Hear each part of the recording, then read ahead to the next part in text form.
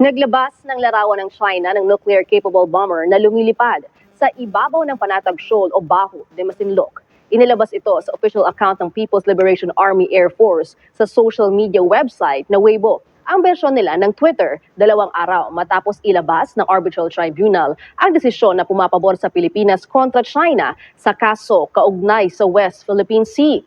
Kaya ng nuclear-capable bomber na H-6K na maghatid ng nuclear-armed cruise missile sa mga lokasyon sa paligid ng Pacific Ocean. Hindi pa malinaw kung ano ang naisipahiwatig ng China sa larawang ito, pero malinaw ang naging posisyon ng bansa na hindi nila kikilalanin ang resulta ng arbitration case. Sa tingin naman ni Masinloc Zambales Mayor Asenia Lim, nagpapakita ito ng lakas ng China hindi lang sa kanila, kundi sa buong mundo. Pero hindi naman daw sila papasindak dito. Pinagbabawalan munang maglayag ang mga mangingisda sa Panatag Shoal. Pinagtutuunan muna ang mga alternatibong kabuhayan para sa kanila.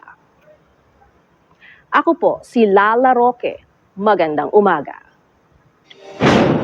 Tatlong umano'y sangkot sa pang-hold up at pangangarnap. Patay ng makaengkwentro ang mga pulis. Exclusive.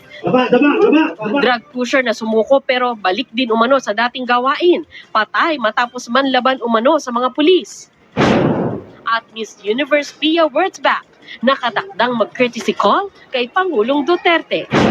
Yan at iba pang balita, abangan sa pinagkakatiwalaang 24 oras.